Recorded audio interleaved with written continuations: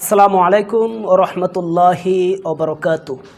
দর্শক, আজকে এমন তিনটি বিষয় নিয়ে আলোচনা করব, যে তিনটি বিষয়ের হেফাজত যদি আপনি করতে পারেন, আপনি নিশ্চিত আল্লাহ তাআলার ওলি হয়ে যাবেন।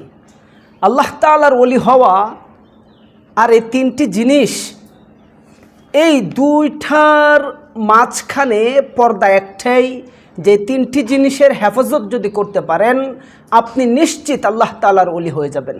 ওলি হওয়া একেবারেই সোজা। আপনি চাইলেও ওলি হতে পারবেন, একজন ছেলে চাইলেও ওলি হতে পারবে, একটা যুবক চাইলেও সে ওলি হতে পারবে, একটা বৃদ্ধ চাইলেও সে ওলি হতে পারবে, একটা মহিলা চাইলেও সে ওলি হতে পারবে। যদি মাত্র এই তিনটি জিনিসের হেফাজত সেই ব্যক্তি করতে পারে, আল্লাহ তাআলা তাকে অল্প সময়ের ভিতরেই আল্লাহ তাআলার ওলি হিসাবে কবুলা মঞ্জুর করে নেবেন। আসুন দর্শক, আমরা জেনে নেই সে তিনটি বিষয় কি। এক নাম্বার যে জিনিসটার হেফাজত করতে হবে, সেটি হলো বদজবানের হেফাজত করতে হবে। আমাদের আজকে এই সমাজে বদজবান মানুষের অতিরিক্ত খারাপ হয়ে গিয়েছে, এবং জবানটা যেভাবে মন চায় সেভাবে তারা ব্যয় করতেছে। তাদের দিলের ভিতরে বিন্দু পরিমাণ ভ্রুক্ষেপ আসে না, তাদের দিলের ভিতরে বিন্দু পরিমাণ আল্লাহ তাআলার ভয় আসে না। এই কথা একবারও ভাবে না যে আমার মরতে হবে, অযথা কেন আমার জবানটাকে ব্যয় করতেছি। পৃথিবীর জমিনে কত মানুষ রয়েছে, কত মানুষ রয়েছে, এই জবান আছে কিন্তু কথা নাই, বাকশক্তি নাই।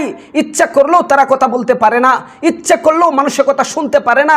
তাদের কি অবস্থা, এই দিকে যদি একবার তাকান তাহলে সহজে বুঝতে পারবেন আপনি যে এই জবান কত দাম, এই জবান আল্লাহ তাআলার কাছে কত প্রিয়। আর এই জবানটাকে যদি আমি আপনি অযথা বেহুদাভাবে মিথ্যার মাধ্যমে অনইসলামিক কার্যকলাপের মাধ্যমে ব্যয় করে থাকি, তাহলে এই জবানের কারণে আমার আপনার নাম কোনোদিন আল্লাহ তাআলার ওলির দফতরে উঠবে না। আর আল্লাহ তাআলা ওলির দফতরে যদি আমাদের নাম না উঠাতে পারি, তাহলে আমাদের ঠিকানা হবে জাহান্নাম। দর্শক, এক নাম্বার যেটা আমাদের হেফাজত করতে হবে সেটা হলো আমাদের জবানের হেফাজত করতে হবে। দর্শক, দুই নম্বরে যে জিনিসটার হেফাজত করতে হবে সেটি হলো আমাদের নজরের হেফাজত করতে হবে। অর্থাৎ এক নাম্বার বদজবান, দুই নাম্বার বদনজর, অর্থাৎ নজরটা হেফাজত করতে হবে। ইচ্ছা করলেই আমরা এই নজর দিয়া গুনাহ করতে পারি, ইচ্ছা করলেই আমরা আমাদের এই নজর, আমাদের এই দৃষ্টি যেটা সেটাই ব্যবহার করতে পারি। কিন্তু না, আপনার এই দৃষ্টিকে আপনি কন্ট্রোল করতে হবে। এই দৃষ্টিকে যদি আপনি কন্ট্রোল করতে পারেন, তাহলে এই দৃষ্টির মাধ্যমে আল্লাহ তাআলা আপনাকে দৃষ্টি হেফাজত করার কারণে আপনার নাম আল্লাহ তাআলার ওলির দফতরে উঠিয়ে নেবেন। এই জন্য এই বদনজর থেকে আমাদের হেফাজতে থাকতে হবে, বদনজর থেকে আমাদের বিরত থাকতে হবে। চেষ্টা করতে হবে যাতে কোনোভাবেই এই নজরটা খারাপ না হয়। দেখুন, একটা সময় ছিল মানুষ ইচ্ছা করলেই গুনাহ করতে পারতো না, আর এখন একটা সময় ইচ্ছা করলেই গুনাহ থেকে বাঁচা সম্ভব হয় না। রাস্তার বের হন, গুনাহ হচ্ছে, দোকানের সম্মুখে যাচ্ছেন, গুনাহ হচ্ছে, এদিক সেদিক চলাফেরা করতেছেন, গুনাহ হচ্ছে, ব্যবসা বাণিজ্যের ক্ষেত্রে যায় আপনি ক্যাশে বসলেন, এখানেও গুনাহ হচ্ছে। অর্থাৎ আপনার নজরটাকে আপনি নিজ দায়িত্বে হেফাজত করতে হবে। যদি হেফাজত করতে পারেন, আল্লাহ তাআলা আপনার নাম আল্লাহ তাআলা ওলির দফতরে উঠায় নেবেন।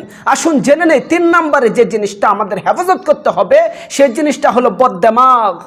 আর এই বদদেমাগটা অনেকেই এমন রয়েছে, জবানের হেফাজত করে, নজরের হেফাজত করে, বাস্তবিক দিক দিয়া মানুষ তারে কখনোই বুঝে না যে সেই লোকটা খারাপ। কিন্তু দেখা গেল যে সে বিছানায় শুয়ে শুয়ে, তার বেডরুমে শুয়ে শুয়ে সে এই দেমাগ দিয়া বেগানা নারীর কথা ভাবছে, এই দেমাগ দিয়া অনইসলামিক কার্যকলাপের পরিকল্পনা করতেছে। দেখা গেছে এই দেমাগের কারণে আল্লাহ তাআলা আপনার ঠিকানা জাহান্নাম করে দিতে পারে। আর যদি এই দেমাগটাকে আপনি হেফাজত করতে পারেন, আমি ভাবতেছি, আপনি ভাবতেছেন যে এই দেমাগ দিয়েই তো শুধু খালি এই নারীর কথা ভাবতেছি, এই দেমাগ দিয়েই তো অন্য মেয়েদেরকে নিয়ে কল্পনা দেখতেছি, এই দেমাগ দিয়েই তো বিভিন্ন অনইসলামিক কার্যকলাপে ভাবনা চিন্তা দিলের ভিতরে পয়দা হচ্ছে, ভিতরে ঘুরপাক খাচ্ছে। কিন্তু না, আপনি যদি এই দেমাগ দিয়া বিছানায় শুয়ে শুয়া অন্য মেয়ের কথা ভাবেন, এই দেমাগ দিয়া বিছানায় শুয়া শুয়া গুনাহের কার্যকলাপ নিয়া আপনি ঘুরপাক খাওয়ান আপনার মাথার ভিতরে, তাহলে মনে রাখবেন আপনার আমলনামায় জিনার গুনাহ হবে। এই জন্য সাবধান, এই দিমাগটাকে হেফাজত করুন। পরিশেষে এটাই বলতে চাই, 3টা জিনিস হেফাজত করবেন যদি আল্লাহর ওলি হতে চান। 1 নাম্বার বদ জবান, 2 নাম্বার বদ নজর, 3 নাম্বার বদ দেমাগ। এই 3টা জিনিসের হেফাজত করুন। আল্লাহ তাআলা আপনার নাম আল্লাহর ওলির দফতরে উঠায় নেবেন। আল্লাহ তাআলা আপনার চিরন্তন বন্ধু হয়ে যাবেন।